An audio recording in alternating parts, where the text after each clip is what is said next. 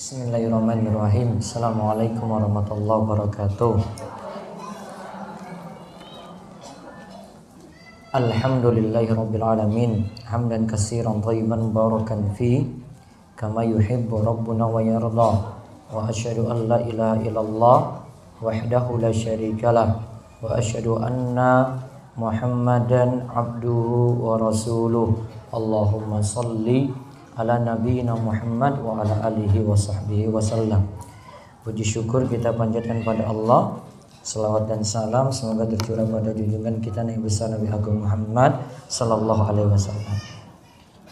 Baik, lanjut firqatun najiyah. Najiyah artinya apa, Bu? Selamat. Sampai halaman berapa? Dibaca nggak ini, Bu, di rumah ini? Jadi koleksian di lemari ya. Yang belum buka plastiknya dibuka plastiknya.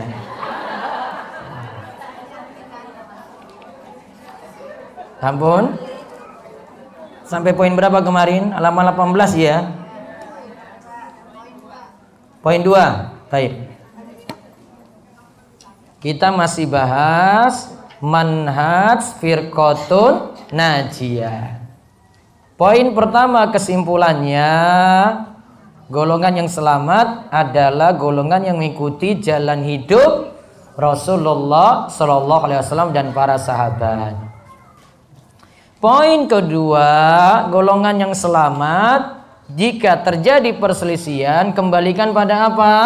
Al-Quran dan hadis Nabi sallallahu alaihi wasallam. Fa in tanaza'tum fi syai'in farudduhu ila Allahi wa Rasul in kuntum tu'minuna billahi wal yawmil akhir dzalika khairu wa ahsanu ta'wila. Surat An-Nisa ayat 59. Jika kalian berselisih dalam suatu perkara maka kembalikanlah kepada Allah dan Rasul-Nya. Jika kalian benar-benar beriman kepada Allah dan hari akhir, tindakan semacam itu adalah paling utama untuk kalian dan yang paling baik akibatnya. Terus sekarang lihat poin nomor 3. Golongan yang selamat tidak mendahulukan perkataan seseorang atas firman Allah dan sabda Nabi Sallallahu Alaihi Wasallam sebagai perwujudan. Dari firman Allah, ya ayyuhalladzina amanu la tuqaddimu baina yadayillahi wa rasulih wattaqullah innallaha sami'un alim. Al-Hujurat ayat 1. Wahai orang-orang yang beriman, janganlah kalian mendahului Allah dan Rasul-Nya, dan bertakwalah kalian kepada Allah, sesungguhnya Allah Maha mendengar lagi Maha mengetahui. Ibnu Abbas berkata, lihat perkataan Ibnu Abbas kaitannya dengan Al-Hujurat ayat 1 tadi. Arahum sayahlikun aqul qala an-nabiy sallallahu alaihi wasallam wa yaqulun qala Abu Bakrin wa Umar. Aku kira mereka itu akan binasa. Aku berkata Nabi sallallahu alaihi wasallam telah bersabda. Namun mereka katakan Abu Bakar dan Umar berkata demikian. Hadis ini diriwayatkan oleh Imam Ahmad dan lainnya. Ahmad Syakir menilai sahih hadis ini. Berarti kesimpulannya, Bu, dari poin nomor 3, perkataan Allah dan Rasul lebih didahulukan dari perkataan manusia. Walaupun itu perkataan ulama. Sampai nanti perkataan sahabat Nabi.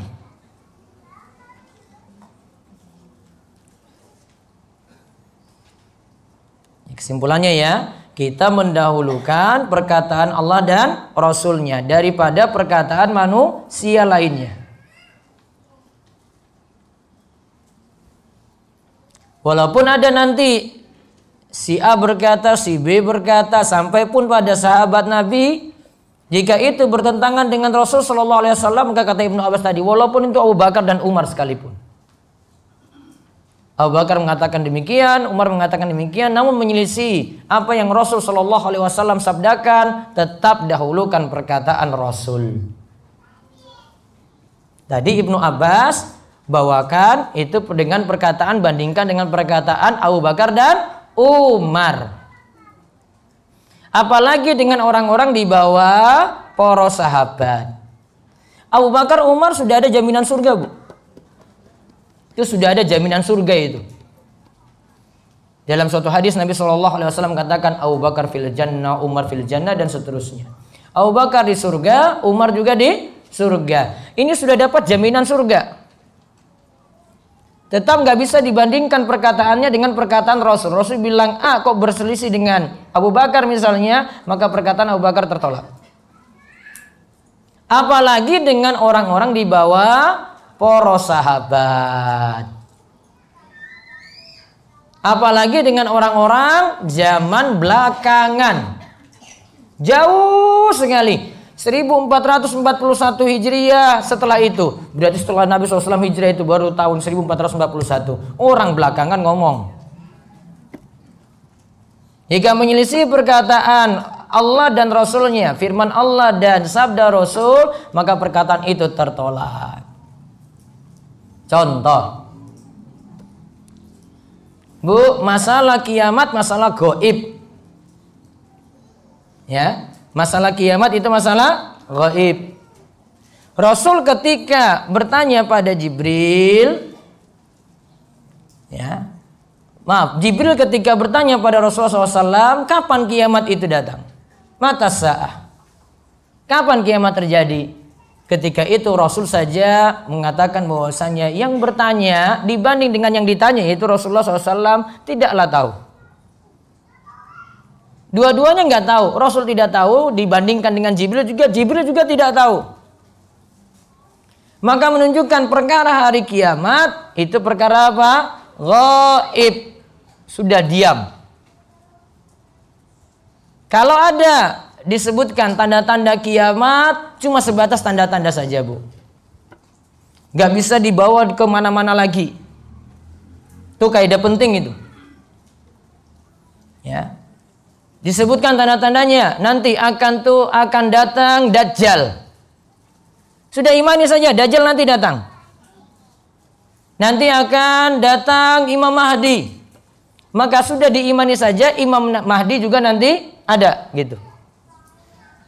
Nanti Nabi Isa itu akan turun di akhir zaman. Imani saja, Nabi Isa turun di akhir zaman. Ibu baru dapat dalil global kayak gini, imani seperti ini.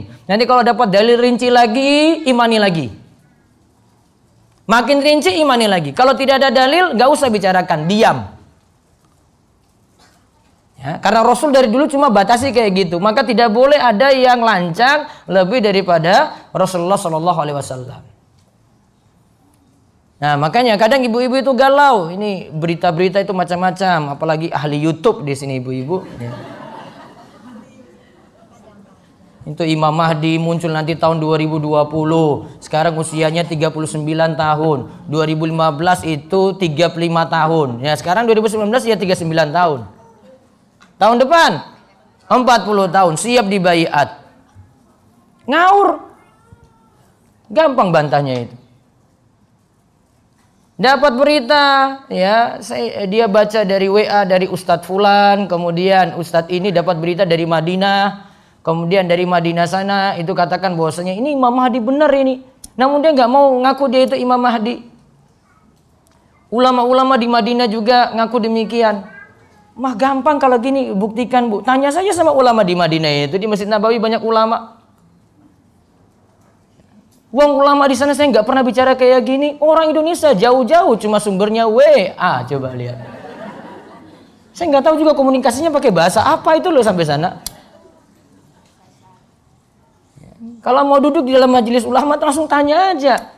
Syekh, ini Imam Mahdi ini mana di sini? Katanya di Madinah ini ada.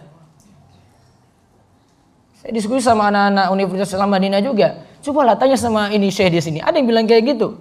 Nggak ada bicara sama sekali. Ini jauh-jauh orang Indonesia ngomong. Orang Indonesia pinter-pinter banget lah pokoknya. Ngomong jauh-jauh sekali coba. Itu sudah lewat berapa samudra itu. Sini sudah dapat berita. Sana diam-diam aja. Nggak jadi viral di sana. Seharusnya di sana lebih viral lagi daripada di sini. Sini luar biasa. Ya nggak usah gelisah dengan berita-berita kayak gitu. Itu berita ngawur aja di ini aja. Berita-berita aneh aja, nggak usah ini. Skip aja bu. Nggak usah pedulikan itu.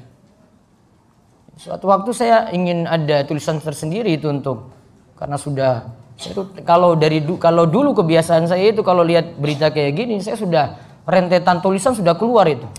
Saya masih sabar-sabar aja sekarang ini.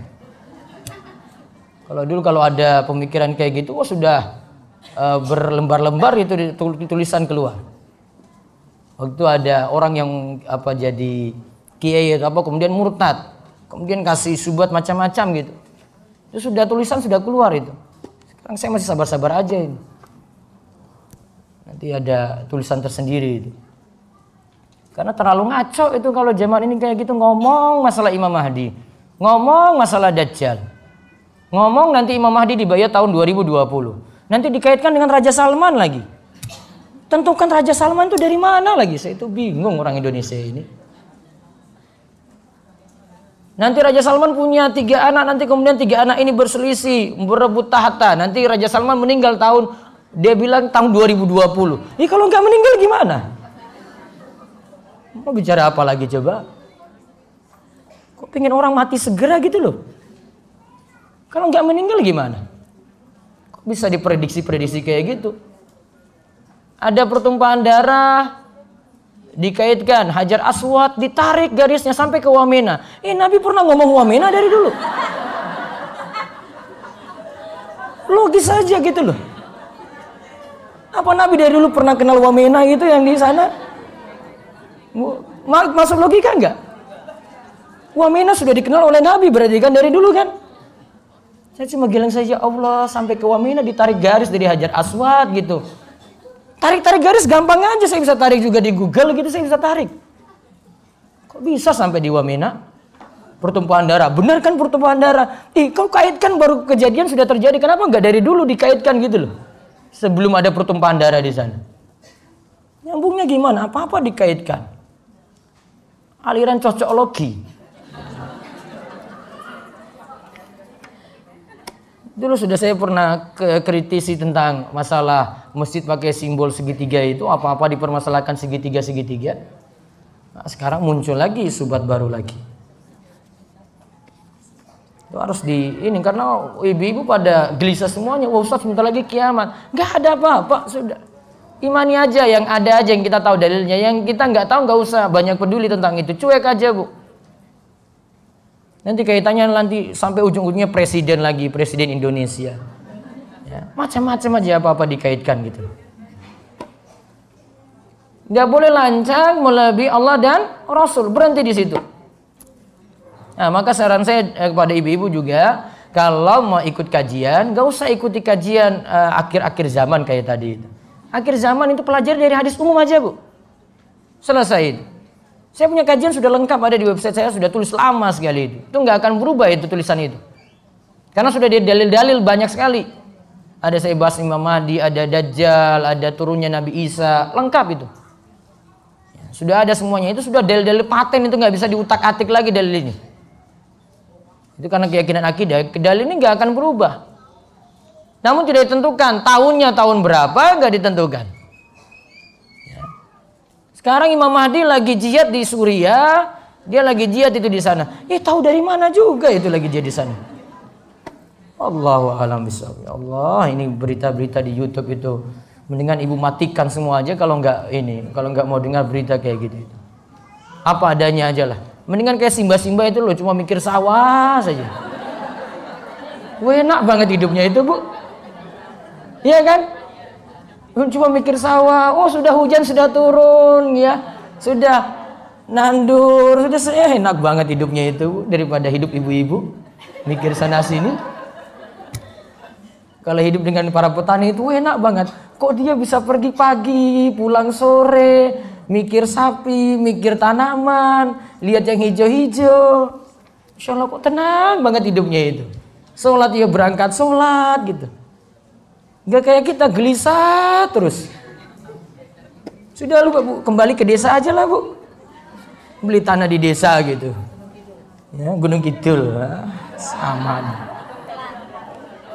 Baru hujan aja sudah senang sekali Bu itu. Saya pas di sana saya tanya, sudah hujan apa belum? Istri nggak tahu.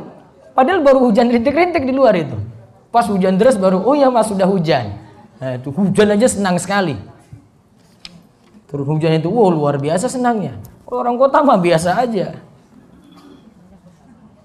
Kalau di Mekah apalagi, Mekah itu Bu, Mekah Madinah, seluruh Saudi itu setahun sekali baru hujan. Makanya mereka itu sering sholat istisqa. Kalau hujan gak turun-turun, Indonesia hujan gitu. Oh sudah di sana sudah sholat istisqa itu. Kami punya dosa apa? Padahal kalau mau dibandingkan dosa orang Saudi dibandingkan Indonesia, oh jauh sekali. Coba lihat, imam-imam itu ini sholat istisqa. Imam besar lagi. Sholat istisqa sudah pernah Bu? Belum. Sholat istisqa itu sama seperti sholat id. Caranya, takbir pertama nanti 7 takbir tambahan, nanti rakaat pertama 7 takbir tambahan, rakaat kedua 5 kali takbir tambahan. Terus sama seperti sholat id dia lakukan. Nanti ngundang di masjid, jamaah di masjid, lakukan sholat istisqa dulu, baru kemudian khutbah. Khutbahnya nanti isinya ya supaya perundungan dosa, jamaah itu pada taubat. Lalu terakhir imam kemudian menukar kain. Orang Arab itu biasanya pakai kain kehormatan lagi, baju kehormatan di luar. Bajunya ini dia buka, dia balik, pakai yang dibaliknya. Kalau saya lagi mikir, ini Indonesia, saya nanti pakai apa gitu ya biar bisa balik baju gitu. Mungkin pakai jas kayaknya. Kalau sana itu ada jas panjang gitu, seperti jubah. Nah jubahnya dia balik, dia pakai balik. Karena itu sunnah Nabi SAW. Ya. Kalau Indonesia apa coba? Hah? Pakai sarung. Sarungnya dibalik ke pihak Bu. Sana tuh pakai balik itu. Nah itu baru. Nanti kalau nggak turun lagi, sholat istisqa lagi. Sholat minta hujan lagi. Sering banget di sana. Padahal air banyak. Airnya tahu dari mana Bu? Air Saudi. Padang pasir itu nggak ada air. Airnya dari mana? Desalinasi air laut. Penyulingan air laut itu. Ditarik dari Jeddah sana, bawa ke seluruh Saudi. Insya Allah makmur sekali. Nggak ada di sana itu PDAM mati itu nggak ada. Di sini air melimpah PDAM bisa mati. Saya tuh nggak ada itu kayak gitu. Tap nyala terus saking makmurnya itu. Jadi kesimpulannya nomor 3 apa? Tidak boleh mendahulukan perkataan manusia dibanding perkataan Allah dan Rasulnya. Namun poin ketiga ini bukan berarti kita mengenyampingkan perkataan ulama, enggak. Kadang dalam masalah penafsiran, dalam masalah penjelasan, atau kalau kita sering ketemu itu dalam masalah fikih, nanti yang kita bahas nih. Ya, kita butuh penafsiran para ulama untuk ini. Selama itu hasil ijtihad, tidak ada dalil tegas di situ, boleh para ulama berijtihad. Boleh para ulama itu berpendapat. Kita sering nanti bahas fikih yang dalam buletin ini, dalam Safinatun Najah itu sering ketemu kayak gitu. Oh, ulama ijtihad dalam masalah ini. Oh, ulama berkesimpulan dalam masalah ini. Nah, mereka sebutkan seperti itu. Bukan berarti kita menihilkan ulama, nggak boleh menihilkan ulama. Ulama itu membantu kita untuk memahami Al-Quran, memahami hadis. Sehingga tidak boleh kita katakan tidak boleh bermadzhab sama sekali. Masih boleh kita itu bermadzhab, ya, atau pelajari seperti ini. Ini buku madzhab Bu namanya.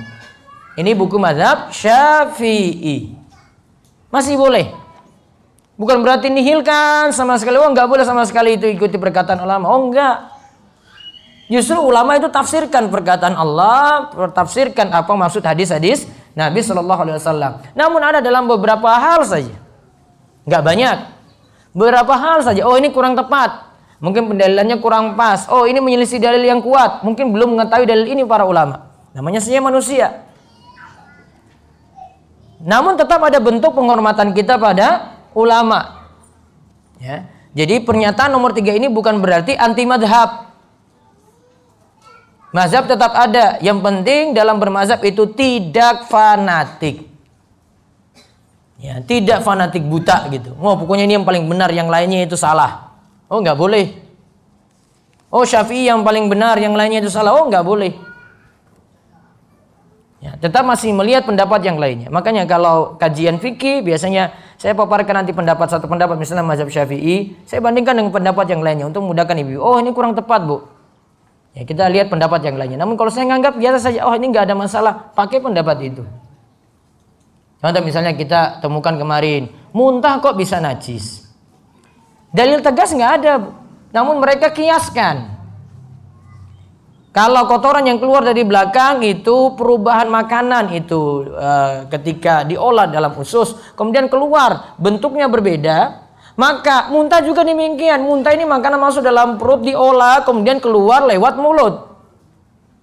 Maka sama seperti sesuatu yang keluar lewat belakang. Kalau yang kotoran keluar lewat belakang itu najis, maka yang lewat mulut juga dikatakan najis karena sudah berubah. Ya, beda kalau masih tetap. Nah, itu para ulama simpulkan kayak gitu. Ada kias namanya. Mana dalilnya Ustaz Al-Quran? Mana dalilnya hadis? Oh enggak, itu dalilnya kias. Pengkiasan. Pengkiasan itu penganalogian, penyamaan hukum. Ada suatu masalah yang sudah ada, kemudian mereka misalkan dengan itu. Jadi sekali lagi poin nomor 3 bukan berarti kita anti madhab. Terus kita lihat lagi poin nomor 4. Golongan yang selamat senantiasa menjaga kemurnian tauhid. Garis bawah itu, Bu, kemurnian tauhid. Jadi ngajinya itu akidah tauhid, akidah syirik gitu. Nanti pelajari akidah, pelajari tauhid, pelajari syirik. Putar-putar di situ saja. Nanti dia bahas fikih, dia bawa lagi ke masalah akidah. Bahas ini, bawa lagi ke masalah akidah. Bahas tafsir, bawa lagi ke masalah akidah. Konsennya akidah, Bu. Maka poinnya di sini dikatakan senantiasa menjaga kemurnian tauhid. Coba lihat, yaitu mentauhidkan Allah dalam beribadah. Seperti berdoa. Berdoanya berarti hanya kepada Allah. Enggak datang ke kubur minta-minta dikubur pada orang soleh, enggak. Atau tawasul dengan orang soleh yang telah meninggal dunia juga enggak. Atau menganggap afdol kubur itu digunakan untuk berdoa daripada di masjid. Dia enggak punya keyakinan gitu. Berdoanya itu kepada Allah. Nganggap semua tempat boleh digunakan untuk berdoa. Kemudian yang kedua, memohon pertolongan baik dalam kondisi sulit maupun lapang. Berarti dia memohon pertolongan terkhusus pada hal-hal yang jadi khususan bagi Allah. Dia minta hanya kepada Allah.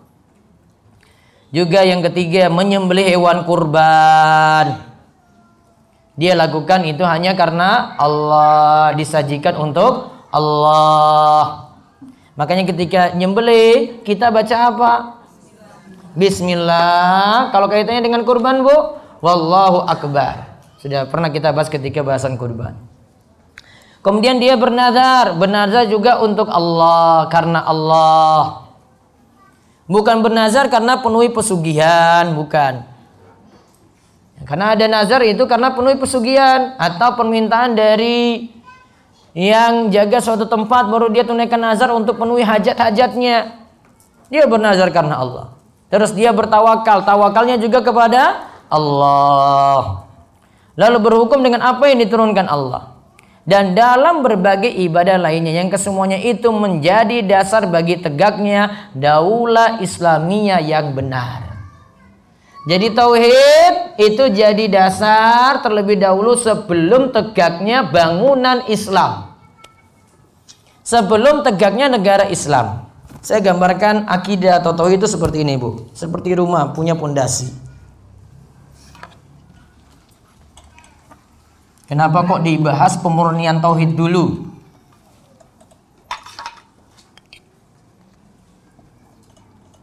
Bu, yang namanya rumah itu harus ada pondasi kuat dulu. Pondasi inilah maksudnya tauhid. Kalau dalam bangunan Islam itu tauhid, akidah. iman. Baru nanti di sini tegak tiang-tiang.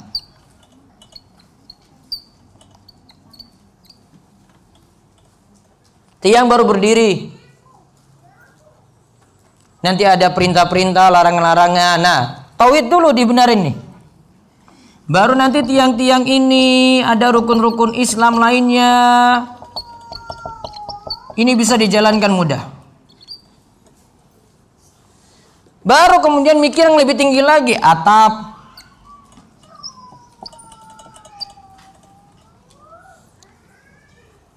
Atap itu lebih tinggi lagi. Nah, ini misalnya atap ini ujungnya negara Islam misalnya. Negara Islam ini ada, setelah ini tegak dulu. Baru bangunan Islam itu dikasih atap.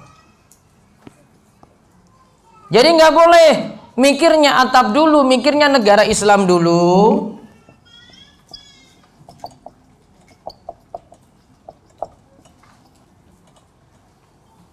Terus pondasinya tauhid nggak kuat,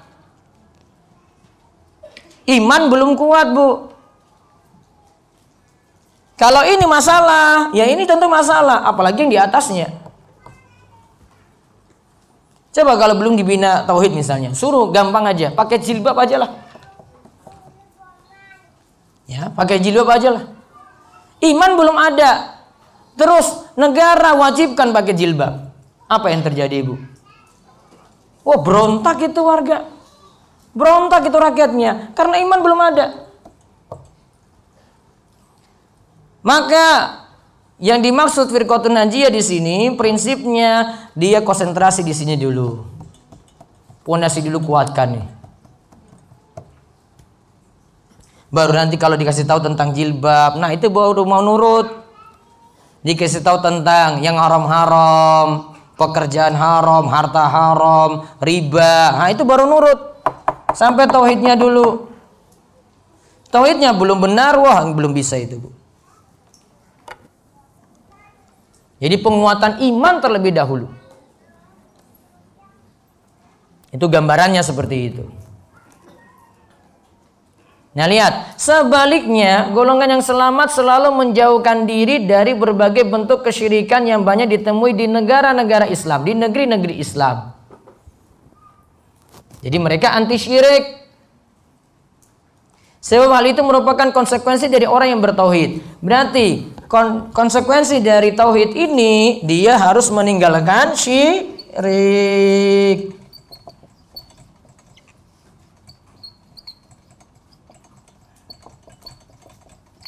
Ini namanya konsekuensi, Bu. Kok sudah pelajari tauhid, sudah pelajari iman, kok syiriknya masih jalan? Wah, itu tanda tanya besar. Itu nggak jalani konsekuensi.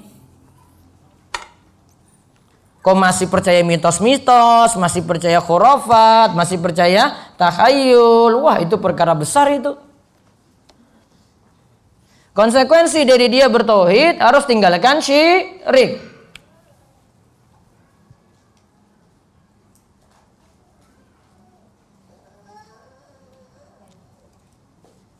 Terus lihat, tidak mungkin suatu golongan akan mendapatkan pertolongan Allah bila mereka meremehkan perkara tauhid ini dan tidak mau memerangi kesyirikan dalam berbagai bentuknya. Maka suatu negeri tidak akan capai kejayaan sampai mereka itu memperhatikan tauhid. Bu, bisa jadi maksiat di negara-negara itu hampir sama semuanya. Perzinahan ada, minuman keras juga ada. Sampai negara kayak Saudi Arabia juga bisa ditemukan kayak gitu, Bu. Ibu sudah sering dengar berita-berita itu saat ini, macam-macam itu di sana. Itu baru diekspos saja saat ini sebenarnya.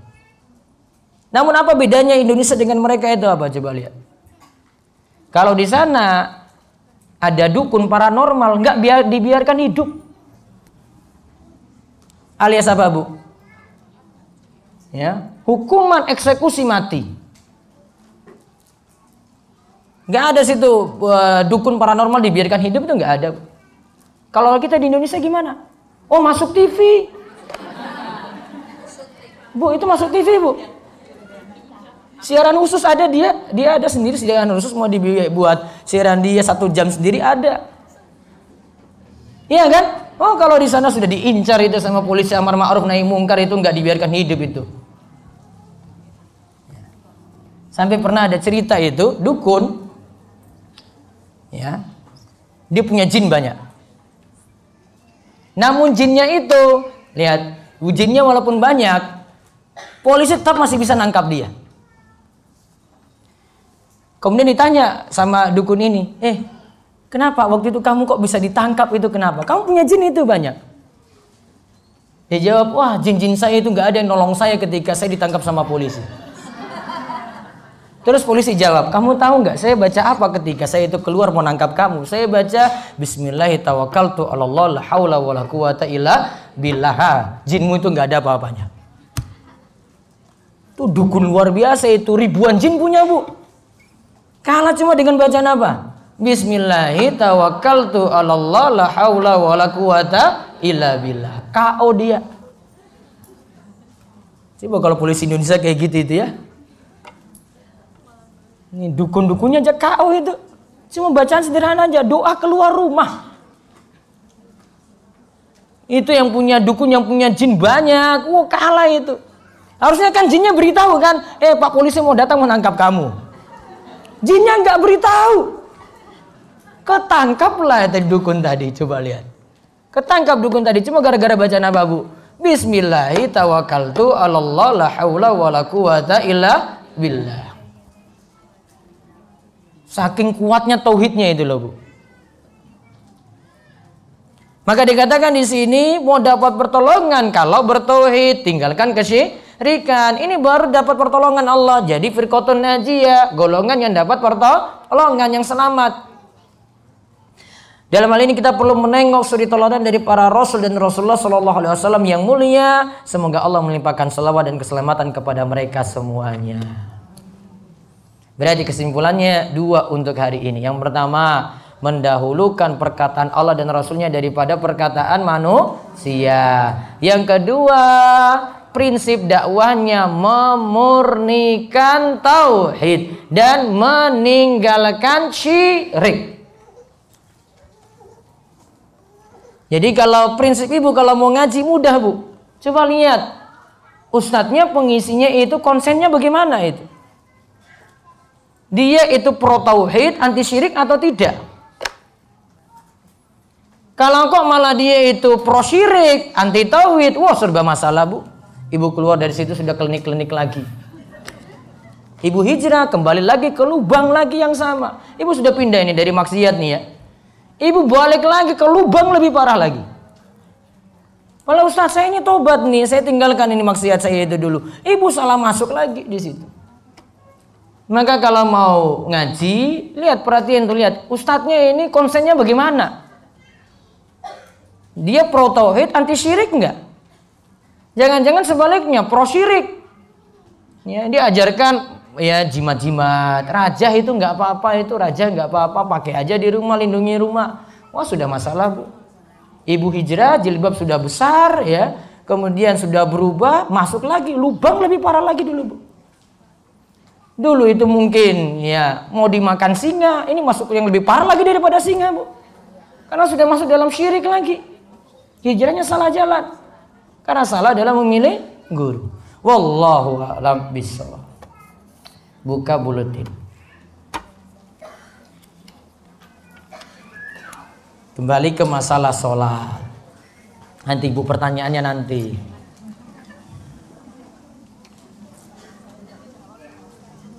Kita bahas uzur sholat kemarin ya, tentang tidur dan lupa.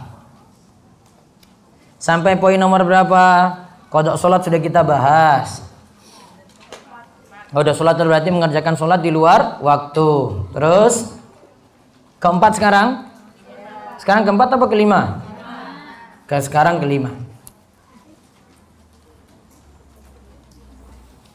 Di sini dikatakan hendaklah membangunkan orang yang masih tidur. Kalau dia sampai meninggalkan yang wajib, Bu, berarti membangunkan orang yang tidur ini jadi hukumnya wajib. Ya, sholat subuh wajib nggak? Wajib. Berarti membangunkan untuk sholat subuh bagaimana? Wajib. Kalau yang dibangunkan ini untuk perkara yang sunnah, berarti membangunkannya juga sunnah. Sholat tahajud wajib apa sunnah? Sunnah. Berarti membangunkannya cuma sunnah saja. Yang wajib tadi bangunkan sholat subuh.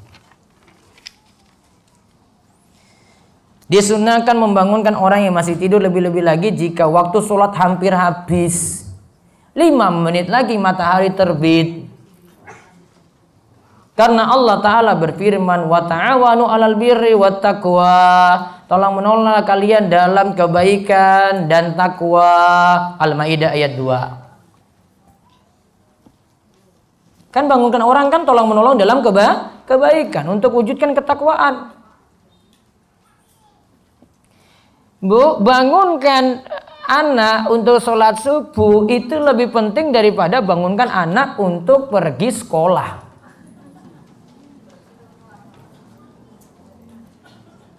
Kaitan pergi sekolah tadi, Bu, itu untuk urusan dunia anak. Sedangkan bangunkan untuk subuh untuk urusan apa, Bu? Akhirat. Itu untuk selamat dari neraka. Kalau tadi dia cuma telat saja, paling dengan gurunya aja nanti masalahnya. Namun kalau ini, wah ini masalah surga neraka ini, Bu. Padahal orang tua diperintahkan ku anfusakum wa ahlikum nara. Jagalah diri kalian dan juga keluarga kalian dari api neraka. Menunjukkan kalau perintah untuk bangunkan ini lebih besar, Bu, daripada tadi untuk sekadar dia itu sekolah, dia itu les, dia itu olahraga, dia itu main-main dan seterusnya. Lebih penting untuk bangunkan sholat. Terus dari Aisyah radhiyallahu anha ia berkata, Rasulullah shallallahu alaihi wasallam biasa sholat malam, sedangkan Aisyah melintang di hadapan Rasulullah shallallahu alaihi wasallam, tidur melintang di hadapan Rasul. Kiblat mana kiblat, Bu, di sini? Sana ya. Nah, di hadapan Rasul di sini nih. Nah, Aisyah melintang di depan. Saking kamarnya kecil, Bu. Ya. Jadi ketika Rasulullah SAW mau turun, mau sujud, nah, dia pegang kaki Aisyah. Maksudnya kakinya yang selonjor tadi ditarik. Dia tarik kakinya. Ketika Rasulullah SAW bangkit lagi ke atas, pegang lagi kaki Aisyah supaya selonjor lagi. Masya Allah, mesra banget ya. Kayak gitu masih peduli sama istri. Kalau sudah biarin aja kakinya kayak gitu. Tarik lagi gitu. Ya. Kakinya turun lagi. Berarti bersentuhan nggak suami istri? Tadi bersentuhan nggak itu tadi? Lanjut sholat nggak? Batal nggak berarti wudunya? Nggak batal. Itu kesimpulan sudah pernah kita bahas. Bersentuhan suami istri. Nah terus lihat ya, Rasulullah SAW jika beliau sisa melakukan witir, Rasulullah SAW membangunkan Aisyah. Akhirnya Aisyah berwitir. Ini bangunkan untuk sholat apa, Bu?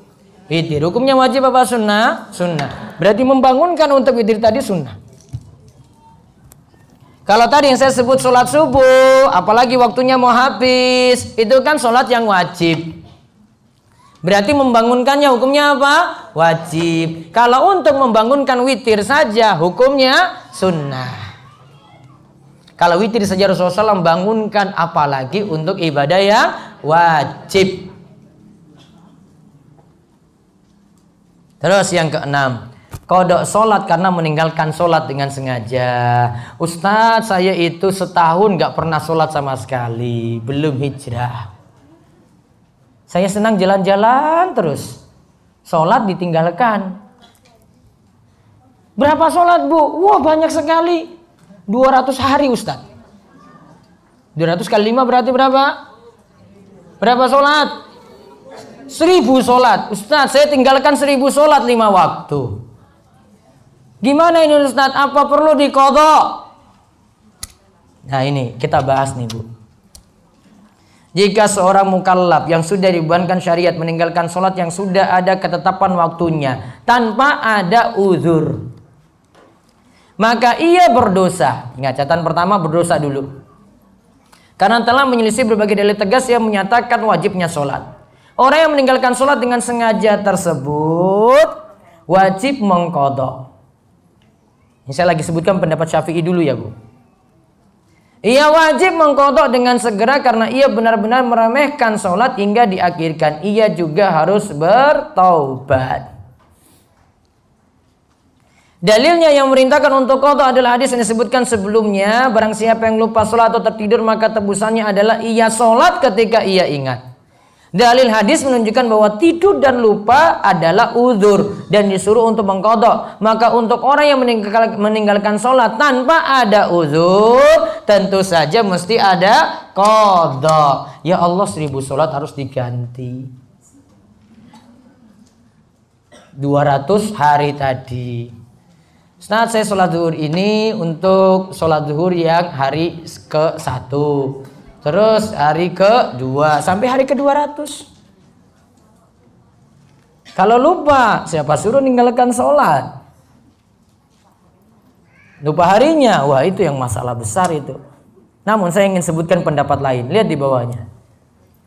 Syekhul Islam Ibnu Taimiyah dalam Majmu' Al-Fatawa menjelaskan bagaimana dengan orang yang meninggalkan sholat dan puasa karena sengaja. Apakah perlu diqadha?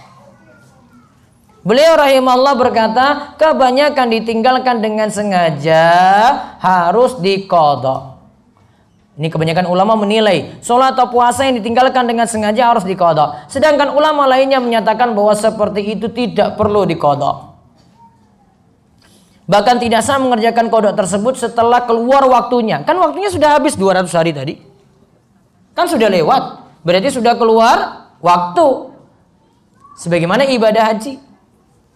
Dan ada sabda Nabi SAW mengenai pemimpin yang sengaja mengakhirkan waktu sholat dari waktunya. Beliau bersabda, tetaplah kalian sholat pada waktunya. Cukup jadikan sholat kalian bersama penguasa kalian sebagai sholat sunnah. Berarti disuruh sholat tepat waktu.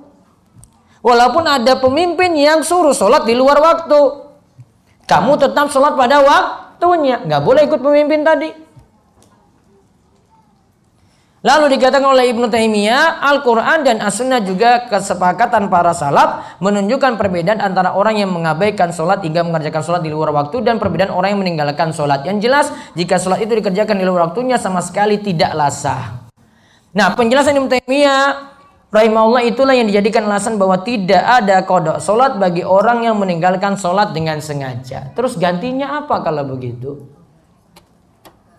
Apa Bu gantinya? Ini qadha enggak lah, ya sudah qadha dimaafkan tadi enggak ada qadha. Terus gantinya apa? Nah tulis Bu, gantinya 2. Pertama, taubatan nasuha.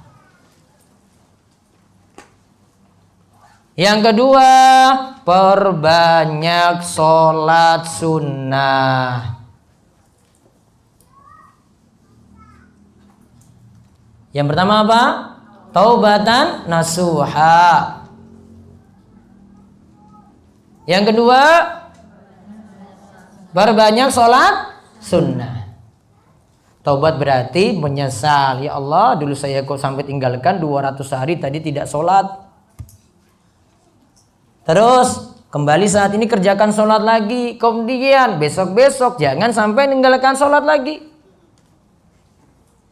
Itu namanya taubatan nasuha itu. Yang kedua tadi perbanyak apa Bu? Sholat sunnah, duhanya dia tambah, rawatibnya dijaga, tahajudnya dijaga.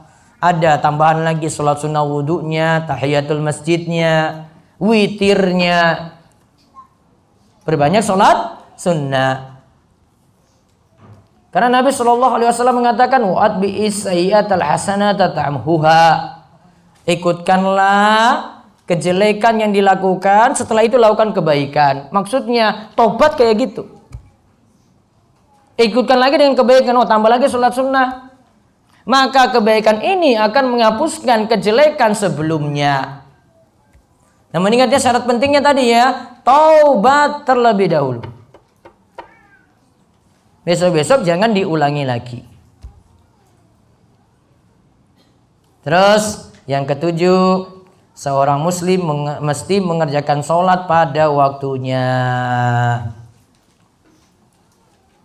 Waktunya sudah ada Bu. Waktu awal, waktu akhir.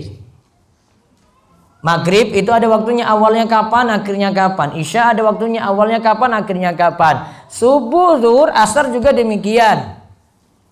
Allah berfirman, aqimis sholata liduluki syamsi ila ghasaqil lail wa qur'anal fajri inna qur'anal fajri kana masyhuda wa minal laili fatahajjad bihi nafilatan lak asa ayyab'atsaka rabbuka maqamam mahmuda.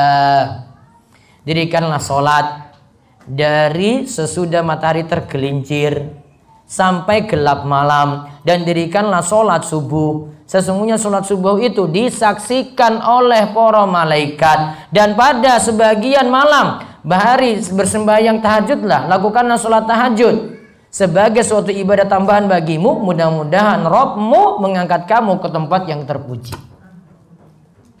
Maka disebutkan di sini sholat ada waktunya liduluki syamsi, ketika matahari tergelincir. Yang kedua gelap malam. Yang ketiga waktu subuh. Berarti dari Al-Isra ayat 78 ada 3 waktu, Bu.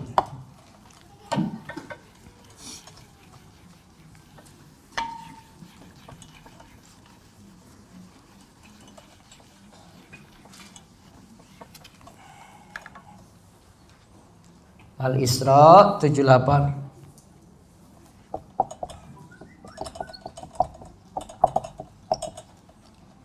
Situ disebutkan 3 waktu sholat ya. Saya sebutkan waktunya ya.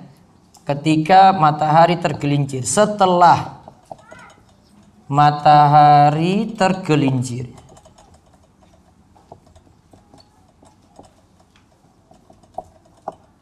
namanya dulu kisyamsi.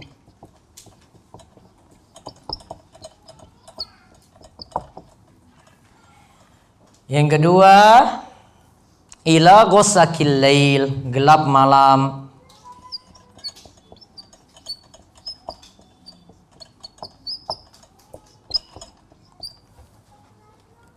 Ghasa go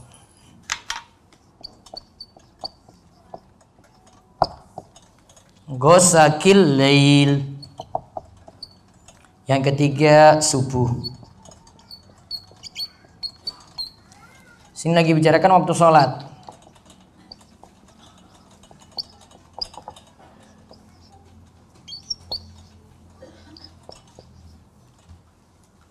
Lihat, membicarakan setelah matahari tergelincir.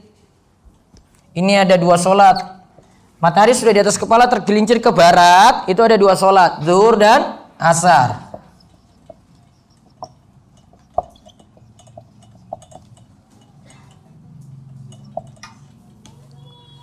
Terus ketika gelap malam, matahari sudah tenggelam, berarti Ibu ada berapa sholat? 2 lagi, yaitu apa? Maghrib dan Isya.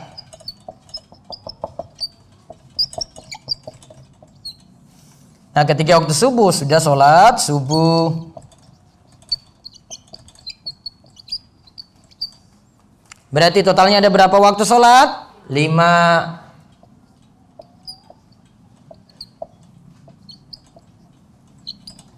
Gitu. Dan ini jadilah dalil kesepakatan ulama kalau zuhur dan asar boleh dijamak.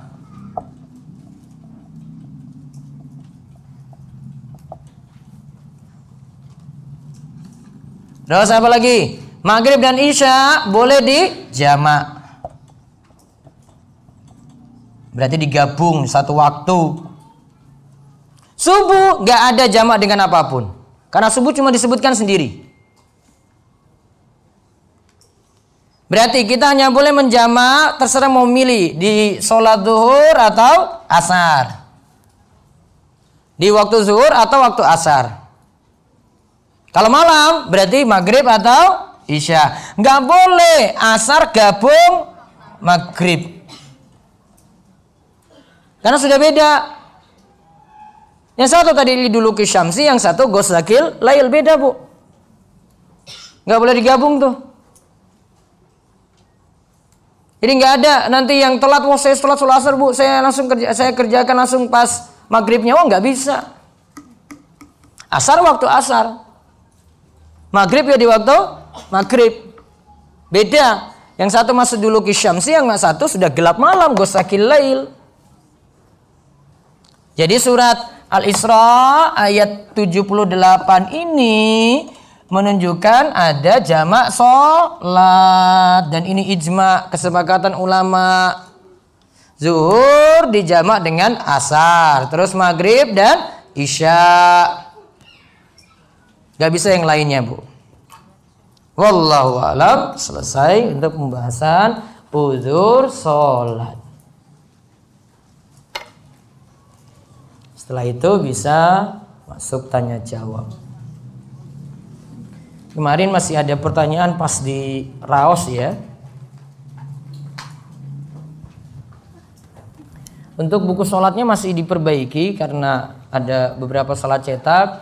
Nanti bisa dapatkan lagi nanti kalau di tablik akbar berikutnya insya Allah. Karena mau dicetak ulang lagi. Masih dalam proses perbaikan. Alhamdulillah sudah 5 tahun ini saya mu'allaf. Ba'da sholat saya selalu mendoakan dan mengirim Al-Fatihah untuk kedua orang tua saya yang sudah meninggal dunia. Namun berbeda akidah dengan saya. Apakah saya berdosa Ustadz mendoakan kedua orang tua yang berbeda akidah? Kalau sudah berbeda keyakinan, wallahu alam sudah tidak bisa lagi kirim doa seperti itu. Kalau masih hidup maka punya kesempatan untuk mendakwahi. Sekarang pikirkan untuk yang masih hidup, mudah-mudahan dapat hidayah. Anak-anak juga dijaga baik-baik, dikuatkan imannya supaya mereka terus tetap dalam keadaan Islam. Ustadz, kalau ikut arisan dan mendapat arisan, kemudian yang mendapat arisan ketempatan arisan di bulan berikutnya, pertanyaannya, apakah benar sajian hidangan dalam arisan itu terhitung riba? Bu, dalam masalah riba ada kaidah yang perlu diingat. Jika ada tambahan dalam utang piutang dan itu sifatnya adalah suatu kewajaran, bukan suatu kesengajaan untuk menambah di situ, suatu kewajaran. Misalnya, konsekuensi dari pinjam uang, saya yang minjam, maka saya punya tugas untuk jaga uang ini. Ya, saya punya tugas untuk jaga uang ini. Itu namanya kemanfaatan yang diterima juga oleh orang yang meminjamkan uang. Uangnya terjaga. Manfaat ini adalah suatu yang wajar. Maka manfaat seperti ini tidak masuk dalam kategori riba. Dan bentuk tadi ketempatan arisan terus melayani tamu kan kasih makan, itu kan juga suatu yang wajar. Dan nanti kan memberikan makannya juga yang wajar-wajar saja. Dia tidak maksud istimewakan, wah nanti yang ini karena tamu saya datang ini dia beri pinjaman kepada saya istimewakan makanan istimewa, enggak. Itu juga makanan yang wajar-wajar saja. Maka konsekuensi dari ketempatan arisan berarti dia layani tamu. Melayani tamu seperti ini suatu yang biasa, maka tidak digolongkan sebagai hal riba. Nanti bisa baca di buku saya, kaidah tentang masalah riba itu ada di buku Taubat dari Utang Riba dan Solusinya. Ada contoh seperti ini saya berikan dalam kaidah-kaidah yang ada dalam buku. Apakah seorang muslim terbersit pikiran untuk murtad? Apakah sudah termasuk murtad? Belum. Kalau dia masih ragu-ragu, ya belum azamkan, belum tekadkan maksudnya. Belum tekadkan untuk murtad berarti belum. Namun ada masalah kalau imannya sudah ragu-ragu, bahaya. Kalau imannya sudah ragu-ragu tentang keimanan kepada Allah, Rasulnya ragu-ragu, berarti tidak yakin lagi. Nah itu bisa mengeluarkan dia dari Islam. Bagaimana hukumnya menjadi PNS? Karena saya ingin daftar Ustadz. Boleh saja. Yang penting di bidang pekerjaan yang halal. Bagaimana hukumnya memotong uban, tidak mencabutnya? Kalau itu maksudnya memotong rambut, tidak ada masalah. Memendekkan rambut tidak ada masalah. Bagaimana tanggapan Ustadz mengenai cerita viral layangan putus? Apakah sesuai syar'i? Apalagi suami menikah lagi tanpa izin istri, sedangkan ketika menikah lagi membohongi istri dan menghilang tanpa kabar. Dosanya dosa suami. Hilang 12 hari kan? Dan kenapa Ustadz tidak ada keinginan untuk itu? Nggak ada, saya bikin layangan putus. Nggak berani. Mendingan jaga yang sudah ada daripada layangannya putus kejar-kejar lagi. Bingung cari di mana. Capek. Kayak saya nggak ada kerjaan lain aja, Bu. Selalu orang tanya, saya bilang kayak saya nggak ada kerjaan aja, kayak gini aja sudah kerepotan tiap hari. Kan ada yang bantu, nambah-nambah kerjaan, Bu. Aduh, tanya tentang fitness, ditunda dulu. Cara mengqadha sholat untuk anak saya yang meninggalkan sholat isya karena tidur sebelum isya dan bangun pas azan subuh. Kalau mau melatihnya, Bu, ketika dia bangun azan subuh, maka suruh sholat isya dulu. Walaupun kan dia misalnya belum balik, namun untuk mengajarkan kayak gitu, suruh sholat isya dulu, biar dia tahu, oh sholatnya harus diganti nih karena ketiduran. Lalu baru setelah itu dia melaksanakan sholat subuh. Saya mengikuti program penelitian yang diselenggarakan kampus dan mendapat dana dari pemerintah untuk melakukan penelitian tersebut. Namun dananya tidak 100% cair dulu. Sistem dari pihak kampus terlebih dahulu menurunkan dana 80% untuk digunakan penelitian sampai akhir. Dan dana 20% belum turun. Setelah selesai penelitian, kami yang melakukan penelitian diwajibkan untuk membuat laporan keuangan dan disuruh menghabiskan dana 100%, sedangkan dana baru turun 80%. Kemudian pihak kampus menginstruksikan untuk manipulasi. Bohong berarti. Nah, kalau dia manipulasi tadi tidak boleh, maka coba dilobi dulu, 20% tadi itu diturunkan, biar nanti anggarannya benar-benar keluar 100%. Wallahu a'lam.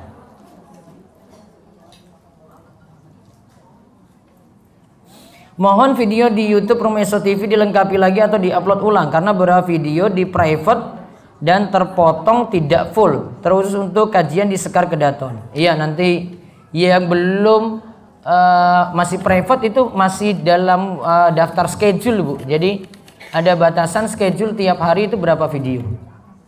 Kayaknya YouTube sudah capek itulah ya nih video-video. Karena satu hari 3 video itu, Bu, sudah banyak sekali. Soalnya saya kajian bisa satu hari 3 kali, 4 kali. Yang editor juga kewalahan. Jadi memang butuh ngantri. Ya mudah-mudahan nanti video di Sekar Kedaton atau dari Ras Jogja bisa segera diupload semuanya.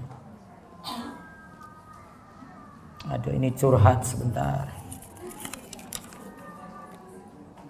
Benarkah seorang laki-laki atau suami menanggung dosa istrinya, ibu kandungnya, anak perempuannya, adik atau kakak perempuannya, meskipun anak, adik, kakaknya sudah menikah?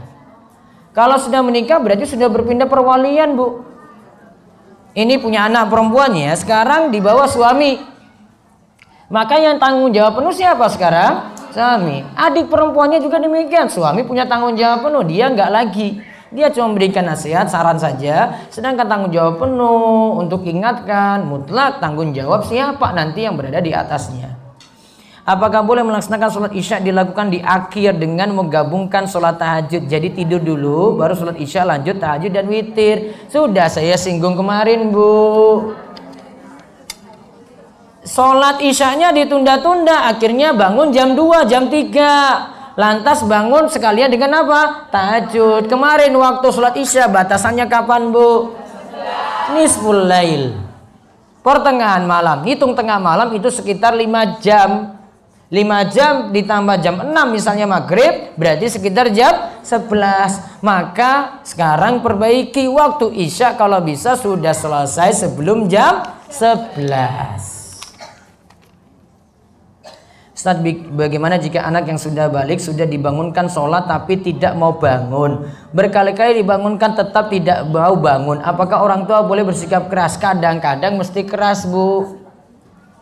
Atau bangunkannya pelan-pelan dulu, bacakan Alhamdulillahilladzi ahyana ba'dama amatana wa ilaihin nusyur. Ditarik tangannya.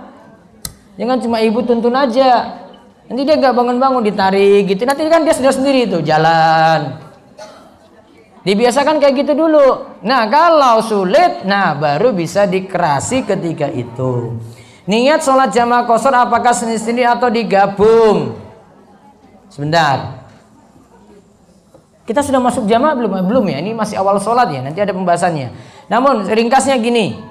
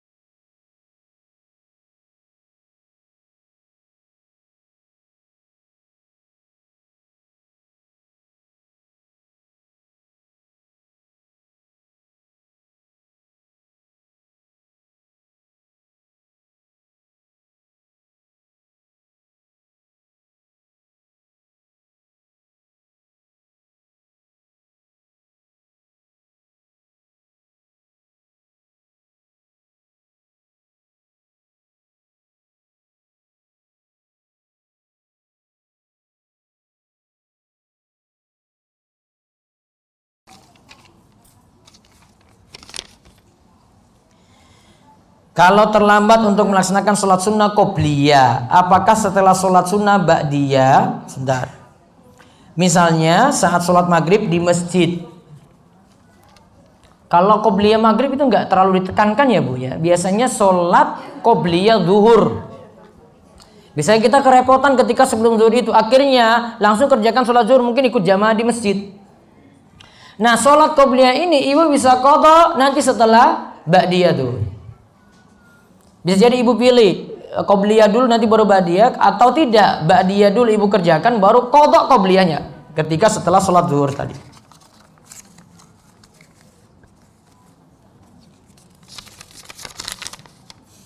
Anak saya sekolah di SD negeri dan besok mau diadakan acara peringatan Maulid. Sebaiknya sikap saya apakah membiarkan anak berangkat atau melarang berangkat? Wah, ini sudah aturan sekolah Bu, nggak bisa larang-larang ya. Sudah berarti beritahu saja anak tahu itu bagaimana tentang hal ini. Wallahu a'lam. Boleh tidak sholat diimami anak umur 9 tahun dengan alasan untuk murojaah, sholat bersama ibunya di rumah? Boleh nggak? Pernah saya sebut ya, ada anak sahabat usianya 6 tahun sudah mengimami sahabat senior. Yang jadi imam, dia katakan, saya ketika itu usianya 6 tahun. 6 tahun itu kalau para sahabat sebut berarti 6 tahun berdasarkan kalender Hijriyah. Ya, 6 tahun berdasarkan kalender Hijriyah. Kalau mau ditahu selisihnya mungkin selisih 1 tahun lah. Kalau kalender Masih berarti baru 5 tahun. Karena kalender Hijriyah berarti lebih banyak kan umurnya. Nah, itu saja sudah jadi imam. Maka syarat jadi imam untuk anak-anak tidak mesti tunggu balik. Yang penting sudah tamis. Tamis artinya apa? Sudah bisa sholat. Ya, sudah bisa sholat, maka dia boleh jadi imam. Ketika sholat berjamaah, apakah makmum perlu membaca Al-Fatihah lagi atau cukup imam saja? Bisa jadikan bacaan imam jadi bacaan untuk makmum. Apa hukumnya membaca amin setelah baca Al-Fatihah ketika sholat sendiri? Sunnah. Boleh juga ibu baca untuk diri ibu sendiri. Gambar kartun mobil yang ada matanya, apakah termasuk makhluk hidup atau tidak? Apakah matanya perlu ditutup atau tidak? Yang jelas paling aman bagian wajah itu dikosongkan. Itu paling aman. Bolehkah merutinkan baca doa perlindungan dari syirik di akhir tahiyat sebelum salam? Boleh seperti itu. Masih dibolehkan. Bagaimana mukena dengan mukena traveler berpotongan seperti gamis panjang tanpa penutup kepala? Terdapat lubang lengan atau bentuk lengan panjang, diizinkan atau tidak? Lengannya ibu tidak keluarkan. Lengan ibu masukkan dalam jilbab tadi atau dalam mukena atas ya, dimasukkan dalam atas tadi. Karena bagian lengan ini jangan sampai keluar untuk mencegah terbentuknya lekuk tubuh. Lekuk tubuh sebisa mungkin kalau untuk ibu-ibu dihindari kalau lagi sholat. Apakah zikir pagi boleh dibaca sebelum sholat subuh? Tunggu masuk sholat subuh dulu Bu. Masuk subuh baru kemudian baca zikir pagi. Misal dibaca setelah sholat tahajud, belum, itu belum waktunya. 2 lagi ya. Ana bertanya, Ana bekerja sebagai tenaga medis yang sering juga shift malam dan semalaman tidak tidur karena menjaga pasien. Bagaimana jika saya ingin sholat tahajud namun saya belum sempat tidur sama sekali? Berarti tidak jadi sholat tahajud namun jadi sholat malam. Karena kalau disebut tahajud kalau didahului dengan tidur terlebih dahulu. Hukumnya melaksanakan umroh atau haji tapi masih punya utang atau tanggungan kepada orang lain, entah utang suami atau utang diri sendiri. Selama utangnya tidak jatuh tempo, maka masih boleh di situ karena belum jadi kewajiban. Namun kalau utangnya lagi ditagih terus ibu malah berangkat umroh atau haji, maka lebih didahulukan apa? Nyaur utang. Saya biasa haid 8 hari, tapi misal di hari 6 telah berhenti darah yang keluar, apakah saya bisa langsung mandi besar atau menunggu sampai 8 hari? Kalau sudah ada tanda-tanda jelas dan siklus agak terganggu, bisa pakai patokan 6 hari tadi, tidak mesti tunggu 8 hari. Wallahu a'lam. Terakhir, sering kita mendengar didiklah anakmu sesuai zamannya. Diartikan zamannya beda zaman Nabi. Bagaimana kita menyikapinya Ustaz? Kalimatnya diubah, didiklah anakmu sesuai ajaran Nabi Sallallahu Alaihi Wasallam. Gitu aja. Apakah mengucapkan selamat ulang tahun itu dosa? Happy Milad misalnya ya, bisa juga itu.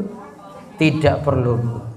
Apakah boleh ikut BPJS? Kalau terpaksa itu karena keterpaksaan. Namun kalau tidak dipaksakan mendingan tidak ikut karena sama saja dengan ikut asuransi. Wallahu alam, kita cukupkan. Insyaallah kita ketemu lagi Rabu ketiga dengan kelanjutan bahasan kita fiqhun najiyah maupun fikih tadi. Demikian kita cukupkan.